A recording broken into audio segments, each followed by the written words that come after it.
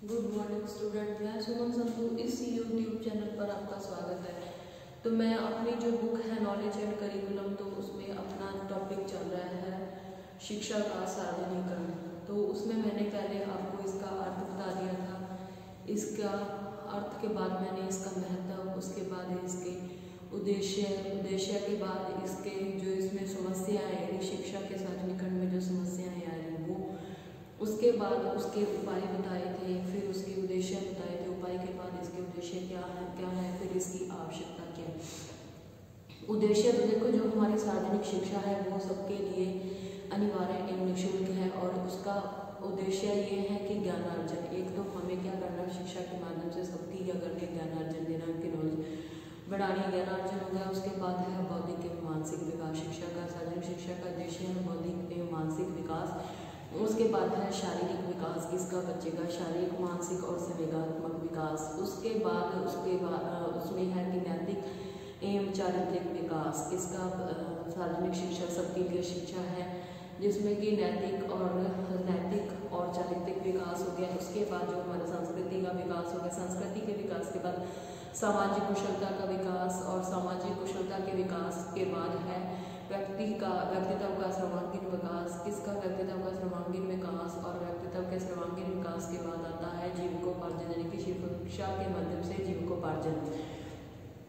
उसके बाद इसकी आवश्यकता क्यों है, जो हमारी सार्वजनिक शिक्षा है। सबसे पहले तो मैंने उसके आपको उद्देश्य बताए हैं कि इसके क्या क्या उद्देश्य हैं, कि ये इसके माध्यम से ज्ञानार्जन किया जा सकता है, बौद्धिक मानसिक विकास किया जाता है, व्यक्तित्व का सर्वांगीण विकास हो गया, जीविकोपार्जन होगी, नैतिक और चारित्रिक विकास हो गया। अब इसकी आवश्यकता क्यों है। पहली आवश्यकता है कि साक्षरता प्रसार के लिए आवश्यक है, यानी कि जो शिक्षा का सार्वजनिक, अगर हम शिक्षा हमारे देश के सभी नागरिकों को अगर शिक्षित करना चाहते हैं तो हम निःशुल्क अनिवार्य शिक्षा के माध्यम से इसका क्या कर सकते हैं। अगर पढ़ा लिखा व्यक्ति आगे सबको क्या करेगा, साक्षर बनाएगा, और सबके लिए वो क्या करेगा, प्रसार करेगा। तो इसमें क्या है, साक्षरता प्रसार के लिए आवश्यक है, पहली आवश्यकता। दूसरी आवश्यकता है कि दैनिक जीवन की आवश्यकताओं की पूर्ति के लिए, यानी कि व्यक्ति की जो भी डेली रूटीन की आवश्यकताएं हैं उसकी पूर्ति भी शिक्षा के माध्यम से की जा सकती है। उसके बाद सब शिक्षा के लिए आवश्यक, यानी कि वो अपनी जीविकोपार्जन के साथ साथ अपनी पढ़ाई को भी, अपनी शिक्षा को भी जारी रख सकते हैं, किसके माध्यम से, पत्राचार के माध्यम से। उसके बाद व्यक्ति के विकास के लिए, और साथ ही व्यक्ति के विकास के लिए भी आवश्यक है। और जनतंत्र, जो हमारी जनतंत्र यानी हमारे जो राष्ट्र की जनता, जितने भी जो भी हमारे देश की जनता है उसको सफल बनाने के लिए आवश्यक है। फिर हमारा ये है कि राजनीतिक जागरूकता, अगर हमारे जो भ्रष्ट नेता हैं और उनका सही चुनाव करना है तो हम ये शिक्षा के माध्यम से ही ज्ञात कर सकते हैं, यानी कि जो व्यक्ति पढ़ा लिखा होएगा और उस नेता को ही अपना मतदान देकर उसको चुनेगा, जिससे कि उसे लगे कि ये हमारे समाज, हमारे देश, गांव, मोहल्ले का विकास कर सकता है। तो ये किसके माध्यम से आसान होता है, शिक्षा के माध्यम से ही आसान होता है। उसके बाद सामाजिक समानता, सामाजिक न्याय के लिए, यानी कि हमारे समाज में जितनी विकृतियाँ फैल रही हैं उनके न्याय के लिए भी शिक्षा आवश्यक है। उसके बाद जो भी हमारे देश में जातिवाद के जो सांप्रदायिकता दंगे हो रहे हैं उनको समाप्त करने के लिए भी जो ये शिक्षा है वह बहुत ही आवश्यक है।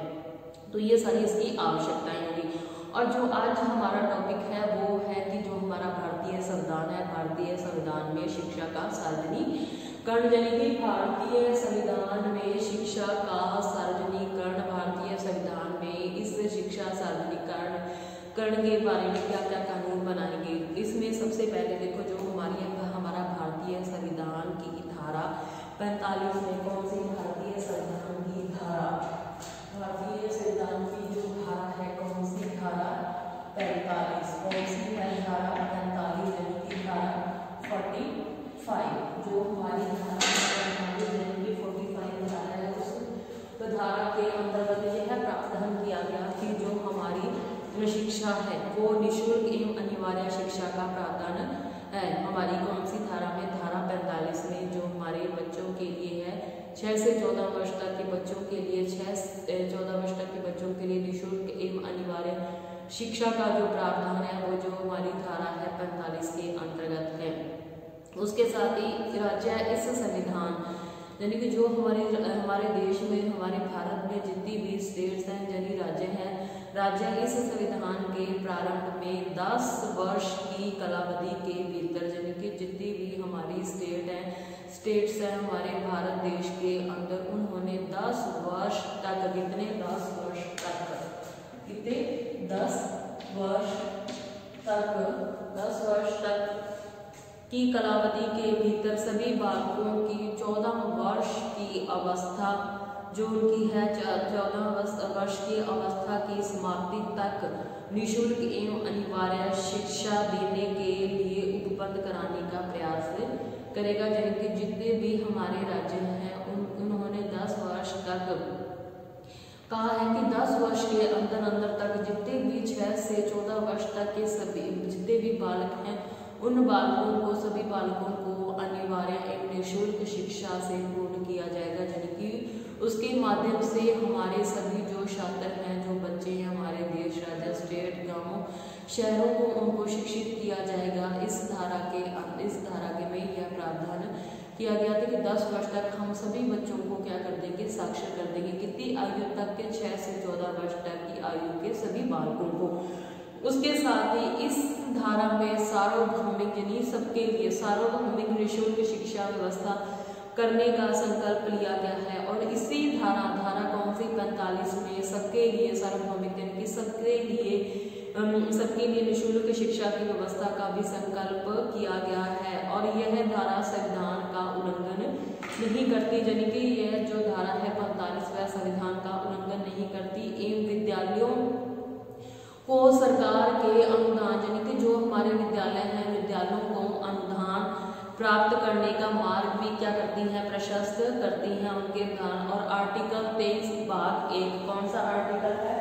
आर्टिकल 30, कौन सा आर्टिकल है, आर्टिकल 30 यानी कि जो हमारा आर्टिकल है 30 भाग 1 में जो है कि आर्टिकल 30 के अधीन सरकार अपना लक्ष्य सरकारी तथा जो हमारी सरकारी सहायता प्राप्त करने के लिए सहयोग से प्राप्त कर सकती है। यानी कि जो हमारा लक्ष्य है आर्टिकल 30 और भाग 1 के अधीन सरकार अपना लक्ष्य सरकारी तथा सहायता प्राप्त विद्यालयों के सहयोग से प्राप्त कर सकती है। जो हमारी शिक्षा है, शिक्षा जनसाधारण को सुलभ कराना, यानी कि जो हमारी शिक्षा सार्वजनिक शिक्षा है वो जनसाधारण को, यानी कि सभी को सुलभ कराना। और दूसरा है उनके जीवन को समुन्नत करना, यानी कि इसमें शामिल करना, समुन्नत करना, उसके अंदर शामिल करना। और पहले उद्देश्य के अनुसार, यानी कि जो उसके पहले उद्देश्य के अनुसार औपचारिकता शिक्षा को बालकों की, जो हमारी औपचारिकता है वो शिक्षा बालकों की आवश्यकताओं को इस प्रकार जोड़े कि वे अपनी सुविधा एवं समय के अनुसार ज्ञान अर्जन कर सके। यानी कि जो ये हमारे उद्देश्य औपचारिकेतर, यानी कि जो शिक्षा है बालकों की आवश्यकताओं, यानी कि जो बच्चों की आवश्यकताओं को इस प्रकार जोड़े कि जो बच्चों की आवश्यकताएं हैं, यानी कि अगर जो बच्चे गरीब हैं और अपना धनोपार्जन करने के लिए वो क्या होते हैं, पढ़ लिख नहीं पाते बल्कि अपनी जीविका कमाने में लग जाते हैं। और जो उन बच्चों की आवश्यकताओं से जोड़े कि वे अपनी सुविधा एवं समय के अनुसार ज्ञान अर्जन कर सके, यानी कि जो उनका टाइम टेबल है वो भी वहाँ का जो स्थानीय वातावरण है उसके अनुसार होना चाहिए, जिससे कि बच्चे अपनी शिक्षा को ग्रहण कर सके। यानी कि उनको इसके माध्यम से पूरी सुविधा जुटाई जाए जिससे कि उनको शिक्षा ग्रहण करने में आसानी हो। उसके साथ ही ऐसे बालकों को समझा बुझा कर कैसे, और इसके साथ ही जो हमारी शिक्षा है ऐसे बालक बालिकाओं को समझा बुझा कर औपचारिकेतर शिक्षा केंद्र तक लाना। और 35 वर्ष उनको या तो पढ़ लिख न सके और हो या बीच में छोड़कर घर पर बैठ गए हों, ऐसे बच्चों को लाना है। कि ऐसे बालक हैं, जो बालक और बालिकाएं हैं, उनको समझा बुझा कर उनको उस सेंटर या स्कूल में लाना जिससे कि वो अपनी शिक्षा को ग्रहण कर सके। और उसके बाद हमने कहा है कि समय एवं स्थान, जैसे कि समय एवं का जो समय और स्थान का निर्धारण उनकी सुविधा के अनुसार होना चाहिए। जैसे कि पहले समस्या जो बच्चे हैं यानी कि उनका जो निवास स्थल है वो नदियों नालों के पास है या पर्वत पहाड़ों के पास है, तो हमें जो हमारी सरकार है उनके द्वारा जो विद्यालय हैं और उनसे भाषा से संबंधित भी उनके पास सामने ये आ रहा था कि वो भाषा को समझ नहीं पाते, वे केवल अपनी मातृभाषा पर ही जोर देते हैं। तो सरकार को भी ऐसी सुविधा यानी कि जो भी स्कूल वगैरह है उनके पास स्थापित हो और उनके जो स्थानीय वातावरण है उसी के अनुसार जो उनका टाइम टेबल भी सेट किया जाना चाहिए और उनके मन की इस ग्रंथि को समाप्त किया जाए कि उनसे पढ़ने छोटे बालक पढ़ने में कैसे आगे हैं। यानी कि उनको ये लगता है जो बच्चे स्कूल में आते हैं अगर वो बड़ी एज के बच्चे हैं, जैसे कि 10-12 साल का बच्चा है, जो 10-12 साल का जो बच्चा है वो कौन से थर्ड या उसमें है, सेकंड या थर्ड में है, तो छोटे बच्चे उससे उसके साथ उसके साथी हैं तो उसे यह फील नहीं होने दें या अनुभव न होने दें कि उससे छोटे जो बच्चे हैं उसके बराबर कैसे हैं या उससे आगे कैसे हैं। और उसके साथ ही जो उसकी मानसिक स्थिति है उन्हें स्नेह एवं सहानुभूति की भी आवश्यकता होती है ऐसे बच्चों को, और जिससे कि उनकी मानसिक स्थिति का जो नकारात्मक यानी जो उनका नेगेटिव रवैया है कि न बन जाए। और दिन भर के थके व्यक्तियों को यानी कि जो व्यक्ति अपने जीविकोपार्जन में लगा देते हैं यानी कि वो दिन भर के अगर थके व्यक्ति को केंद्र पर पढ़ाने के लिए रुचिकर जो वहाँ का वातावरण रुचिकर सर्जित होना चाहिए, यानी कि जो वहाँ पे शिक्षा ले रहे हैं वहाँ का जो एनवायरनमेंट है वातावरण वो भी सर्जित होना चाहिए, जिससे कि उनको देख के वे मोटिवेट हों, उनको अभिप्रेरणा मिले। उसके साथ ही जो रोजी रोटी अर्थात व्यवसाय हेतु भी मार्ग प्रशस्त किया जाए, जिससे कि वो कमाकर खाने की क्षमता उत्पन्न की जाए, यानी कि उनको पढ़ाई के दौरान ऐसी भी कला शिक्षा दी जाए जिससे कि वो अपना जीविकोपार्जन यानी कि धन कमा सके, ऐसी भी उनको शिक्षा देनी चाहिए। और जो हमारे समाज में जो भी व्याप्त बुराइयां हैं, अंधविश्वास हैं, विश्वासों तथा रूढ़ियों को समाप्त करने के उद्देश्य से छात्रों को समझाएं तथा छात्रों को केंद्र पर लाएं, उनके लिए सिलाई बुनाई अन्य व्यावसायिक शिक्षा भी प्रदान की जाए। और साथ ही जो साक्षरता द्वारा ग्रामीण जीवन की संस्कृति यानी उस गांव की संस्कृति है तथा सामाजिक वातावरण में परिवर्तन करें और उनके अनुकूल बनाए, यानी कि जो वहाँ का वातावरण है जो उनकी सामाजिक स्थिति है उसमें परिवर्तन आए और साथ ही जो वातावरण है उनके अनुकूल बनाए, और साथ ही जो अपना घर जमीन पड़ोस तथा गाँव नहीं छूटे और आत्मनिर्भर बन सके, यानी कि जो बच्चे हैं वो अपने गांव पड़ोस उसी शहर में रह सके तथा उनका जो पड़ोस है वो न छूटे और वो खुद क्या आत्मनिर्भर बन सके, इसके लिए शिक्षा विकसित की जानी चाहिए। और साथ ही जो बालक बालिकाएं अपने पर्यावरण को समझ सके, यानी कि जो बालक बालिकाएं अपने पर्यावरण को समझ सके, स्वस्थ तथा स्वच्छता के प्रति संवेदनशील बने रहे, इसके लिए शिक्षा आवश्यक है। यानी कि जो बच्चे हैं वो स्वस्थ और अपने पर्यावरण को यानी कि अपने पर्यावरण को समझ सके और स्वच्छ तथा स्वस्थ एवं स्वच्छता के लिए संवेदनशील बने रहे, इसके लिए भी शिक्षा आवश्यक है। और इन सभी जो हमारे लिए जो खोजपूर्ण तौर तरीके अपनाए जाने चाहिए, यानी कि जो ये हमारी खोजपूर्ण दृष्टि है, ऐसे तरीके जितने मैंने पहले आपको बताया कि ऐसे तरीके अपनाने चाहिए तथा अनुसंधान और विकास के कार्यों को एक सिक्के के दो पहलू मानकर कार्य करना चाहिए। यानी कि वो जो लोग अपना धन कमा रहे हैं, जीविकोपार्जन कर रहे हैं, गरीबी के कारण उन गरीबी और उनको बढ़ाना दोनों चीजें हैं एक साथ, उनको एक सिक्के के दो पहलू मानकर चलना चाहिए। साथ ही अनुसंधान हेतु गांवों के शिक्षा केंद्रों को ऐसी एजेंसियां करें, यानी कि जो वहाँ गाँव के जो शिक्षा केंद्र है वहाँ पर ऐसी एजेंसियां कार्य करें जो शिक्षकों एवं बालकों के मध्य रहे, यानी कि ऐसी एजेंसियां ऐसे लोग होने चाहिए जो कि उन जो निरक्षर लोग हैं उनके पास रहें और उनके बालकों और व्यक्तियों और शिक्षकों बालक और शिक्षकों के शिक्षकों के मध्य रहे और उनकी दैनिक शिक्षागत भी जो उनकी डेली रूटीन की आवश्यकताओं को समझे और उनको पर खोजपूर्ण कार्य करें एवं उनका जो व्यवहारिक हल है उसको ढूंढे। इसके लिए निश्चय तथा समर्पण की जो भावना है, समर्पण की भावना को विकसित किया जाना चाहिए। व्यवहारिक हल को सुलझाने यानी कि जो हमारा व्यवहारिक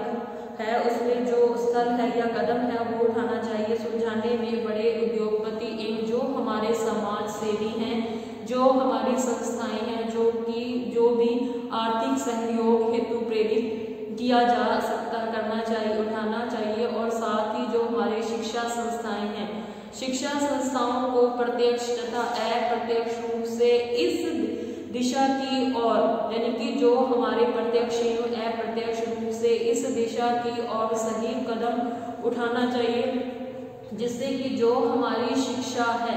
शिक्षा महाविद्यालयों विश्वविद्यालयों के शिक्षा संकाय तथा यह विद्यालय की औपचारिक शिक्षा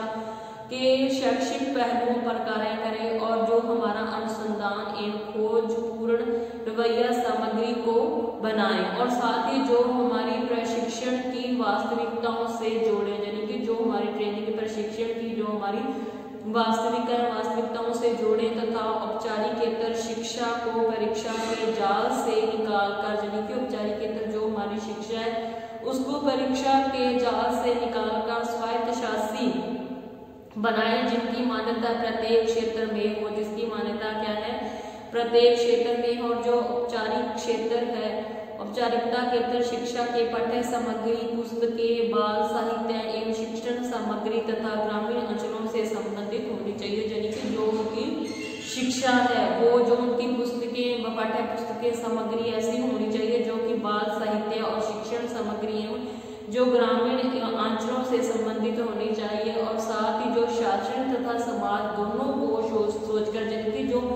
सरकार है, शासन है हमारा, सरकार तथा समाज यानी कि जो हमारा समाज है, दोनों को सोचकर इस व्यवहारिक रूप प्रदान करना चाहिए।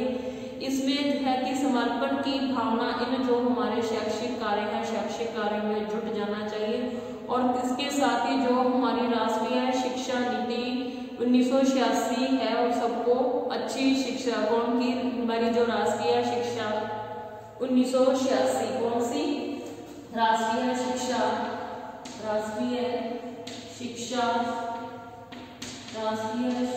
जो हमारी है नीति, राष्ट्रीय शिक्षा नीति 1986। तो इसमें यह प्रावधान है कि शिक्षा सबके लिए, शिक्षा सबके लिए राष्ट्रीय शिक्षा नीति जो है उसमें है कि जो शिक्षा है वो शिक्षा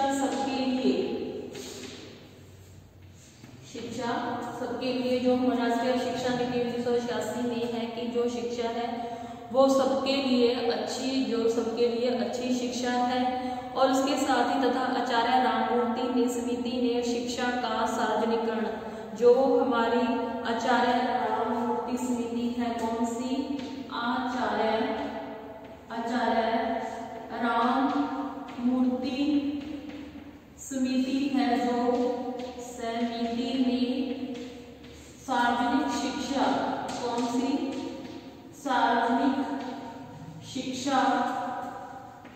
सार्वजनिक शिक्षा है वो उसमें जोर दिया है। जो हमारी आचार्य राममूर्ति जो हमारी समिति है उसने जो कहा है कि जो शिक्षा है, शिक्षा का सार्वजनिकरण यानी कि सबके लिए ऑपरेशन ब्लैक बोर्ड, औपचारिकेतर शिक्षा और नवोदय विद्यालय, शिशु देखभाल केंद्र तथा जो जिला शिक्षा एवं प्रशिक्षण संस्थान आदि सबको अच्छी शिक्षा उपलब्ध करवाने हेतु किए गए सहयोगी प्रयास है। और सबके लिए जो हमारी बुनियादी आवश्यकताओं की पूर्ति के संबंध में सबके लिए शिक्षा हेतु अंतरराष्ट्रीय सबके लिए शिक्षा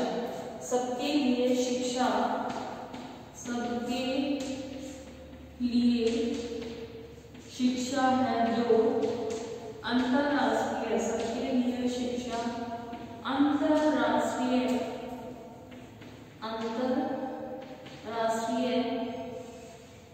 जो है कि अंतरराष्ट्रीय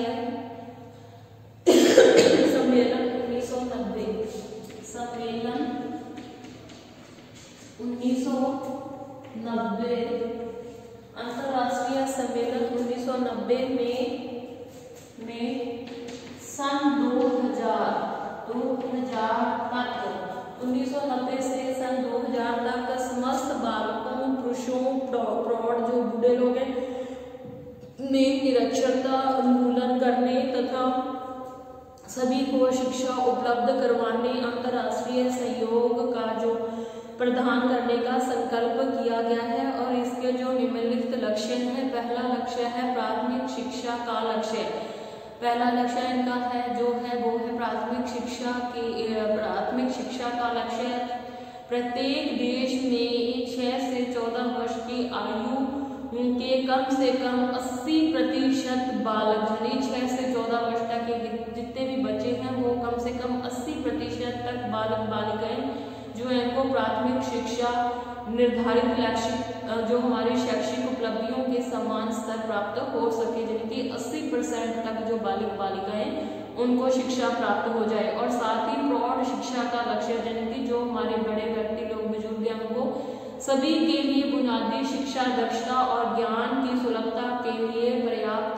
सुविधाओं की व्यवस्था की जाए। और जो हमारा साक्षरता का प्रसार है, निरक्षरता की कमी लाने हेतु इसमें आयु लिंग, यानी कि इसमें कोई भी व्यक्ति, स्त्री पुरुष भेद के अनुरूप बालक बालिकाओं, जो विकलांग लोग हैं तथा अन्य जो हमारे वंचित वर्ग हैं, यानी कि जो शिक्षा नहीं ग्रहण कर पा रहे, के लिए शिक्षा की व्यवस्था की जाए। तो आज मैंने जो बताया है आपको शिक्षा का संविधान में शिक्षा का सार्वजनिकरण, यानी कि जो हमारा संविधान है उसकी धारा 45 में सबके लिए शिक्षा अनिवार्य निःशुल्क शिक्षा का प्रावधान किया गया था। और इस लक्ष्य की प्राप्ति के लिए हमारे भारत देश में जितने भी राज्य हैं उन्होंने 10 वर्ष तक इस संकल्प को पूरा करने का जो लक्ष्य रखा था उसको चलाया गया। और इसी के अंतर्गत जिन जिन समस्याओं के कारण लोग निरक्षर हैं, जो 6 से 14 वर्ष तक के बच्चे हैं वो शिक्षा नहीं ग्रहण कर पा रहे, तो उनकी सुविधा के अनुसार सबको शिक्षा प्रदान करने उनका लक्ष्य और उद्देश्य था उनका। और साथ ही जो हमारी अंतर्राष्ट्रीय सम्मेलन 1990 से 2000 तक के जो सभी समस्त बालक हैं, पुरुष हैं, प्रौढ़ हैं और निरक्षरता उन्मूलन के लिए सबके लिए अनिवार्य शिक्षा का प्रावधान किया गया। इनका मेन लक्ष्य था सबसे पहला कि जो हमारी प्राथमिक शिक्षा का